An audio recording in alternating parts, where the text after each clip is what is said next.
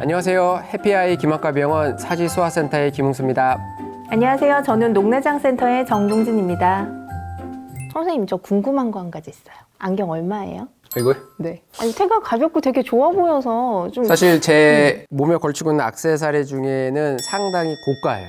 이게 린드버그라는 안경이에요. 안경. 그러니까 이게 안경이 가벼워요. 그리고 제가 이제 아이들이 있기 때문에 이게 안경이 자꾸 파손이 되는데 얘는 이제 파손이 되지 않고 이렇게 약간 휘는 탄력이 있는 거라서 이렇게 사다 보니까 좀 유행을 타는지 자꾸 이제 안경점 가면 권하잖아요. 이게 어울린다. 저는 어울리는 거 잘 모르겠지만 그러니까 그런 걸 자꾸 권하다 보니까 안경을 쓴 지 되게 오래됐는데 그때는 처음에 김구라고 많이 놀렸어요. 동그란 안경. 동그란 안경. 그때는 많이 안 썼으니까 동그란 안경이 약간은 젊어 보인다고 그러더라고요. 조금 젊으신 선생님이다. 아유, 그 정도는 걱정 안 하셔도 될 것 같은데요. 아니, 사실 저도 이제 집에서는 렌즈를 빼고 안경을 착용을 하는데 태가 물론 태야 좋은 거 하면은 가격이 뭐 끝도 없이 올라가는데 그쵸. 저는 눈이 많이 나빠서 그런지 압축도 되게 여러 번 해야 돼서 늘 4번 정도 압축을 하거든요. 그러다 보니까는 알값이 너무 비싸지더라고요. 선생님 몇 번 압축하셨나요? 저도 한 4-5번 하죠. 저도 꽤 되고. 근데 제가 요 안경 전에 배용준 안경이라고 네. 네모난 뿔테가 있었어요. 겨울연가?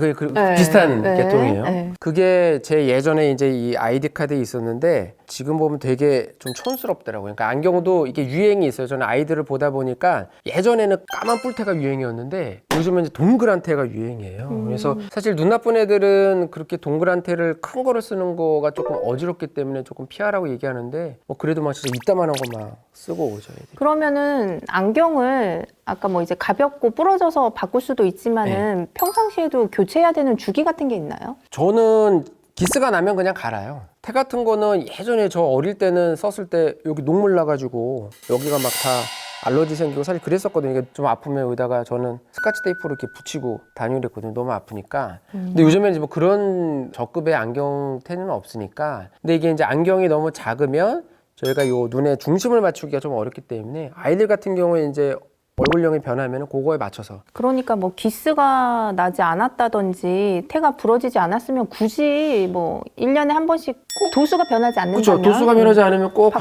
바꿔주진 필요는 않아도 없죠. 되죠. 그러면 이렇게 태도 브랜드가 여러 개가 있는데 안경 알도 사실 브랜드가 여러 개 있잖아요. 많죠. 네. 브랜드 독일에서 나오는 짜이스 렌즈도 있고 그다음 일본에 나온 호야 렌즈도 있고 뭐 UV 코팅이 어떻게 되어 있느니 뭐 블루라이트가 차단이 어떻게 되어 있느니 압축률은 어떻느니 뭐 그런 거 되게 많은데 그러니까 적응하기 나름인 것 같고 저희가 뭐 먹을 때도 저는 사실 미식가는 아니지만 막 맛에 대해서 평가를 하잖아요. 맛이 오묘하고 넘어가는 목 넘김이 어떠면서 뭐가 어떻다는데 안경도 사실 맞추러 가면 그 렌즈에 대한 그런 얘기를 많이 해요. 이게 뭘 해가지고 왜곡이 적고 써보면 비슷한데 저는 그냥 기스 났을 때 자주 가는 게 낫지 않느냐 개인적으로는 그렇게 생각하고 태에 돈을 들이자. 아, 멋있게 보이자. 네. 네. 예. 그게 더 중요하다. 안경알은 써있지 않잖아요 이게. 그쵸, 어디 거라고 네. 써있지는 않죠. 네. 잘 보면 보여요. 근데 이거를 안경을 벗어가지고 이렇게 빛에 비춰보면 그 유명한 회사는 마크가 딱 찍혀 있어요.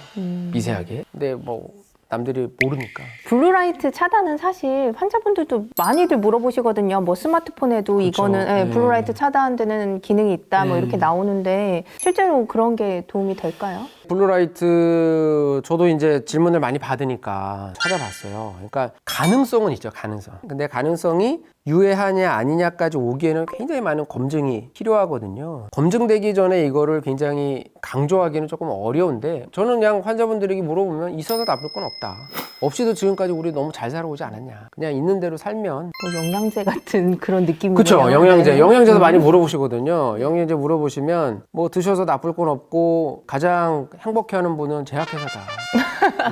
누구도 뭐 눈이 좋아지는지 몰라요. 저도 아침마다 비타민을 먹고 나오고 네. 피곤할 때는 홍삼 같은 걸 먹지만 건강해지지 않는 것 같아요. 비타민 같은 거 먹으면은 그래도 좀 개운하던데. 여기서 브랜드를 브랜드를 알려주세요. 말할 수는 저도. 없습니다. 네, 저만의 저도 좀 개운해지게. 비밀이에요. 그러니까 뭐 그냥 우리가 이 메인 의사들의 좀 단점이기도 해요. 그러니까 저희는 너무 이제 이 학술적으로 증명된 것만 좀 전달하려는 그런 게 있기 때문에 여유가 되면 뭐 많이 비싸지 않다고 그러면 뭐 블루라이트 넣고 UV 차단 강력한 거 넣고 이건 나쁘지 않죠. 그 시력 검사를 또 안경점이랑 그 안과에서도 하는데 차이가 있을까요? 저희가 이제 안경을 맞추려고 그러면 굴절력이라는 걸 알아야 되죠. 뭔가 안경점 같은 데 가보신 분들 알겠지만 턱 올리면 이렇게 뭐가 앞에서 막 뭐가 이렇게 조그만 게 맞다 갔다 그러면 기계로 이렇게 나와요. 굴절력이 뭐 근시 얼마, 난시 얼마 이렇게. 이제 그거를 바탕으로 안경 제작을 이렇게 하게 되는 거예요. 우리나라에서는 만 6세까지는 의사의 처방전이 있어야 안경을 맞출 수가 있어요. 그렇기 때문에 그런 아이들은 손잡고 안경점에 가도 안과 가서 처방전을 받아와라. 그 이후에서는 사실 이제 자율스러운 거죠. 뭐 안경점을 가서 하시는 분들도 있고 안과에 가서 하시는 분들도 있고 애들 같은 경우에 이제 가성근시라는 부분도 있기 때문에 눈이 약 넣는 검사가 있어서 아이들은 매우 싫어하는데 이제 그 검사를 해야 되거든요. 그 검사는 이제 의약품을 쓰는 거니까 안과에서만 할 수 있죠. 아주 어린 아이들은 당연히 이제 안과에서 처방전이 필요한 거고 이제 성인 같은 경우에는 자기의 선택인 거죠. 여러 가지 옵션들이 있는 거니까. 환자분들이 항상 궁금한 것들은 많으세요. 근데 그런 것들에 아주 딱 떨어지는 대답이 없을 수도 있고 그런 부분들이 있었는데 저희가 그래도 처음 시작하는 모임이었는데 많은 것도 알려주시고 많은 것도 여쭤봐 주셔서 너무나 감사드립니다. 네, 그래서 저도 개인적으로 궁금한 거를 많이 여쭤보기는 했는데 아마 지금 보고 계신 시청자분들도 궁금하신 것들이 있을 것 같은데요. 댓글에 남겨주시면 저희가 간략하게 말씀을 드리도록 하겠습니다. 우리 아이 해피아이 구독과 좋아요는 눈 건강에 좋습니다. 뿅!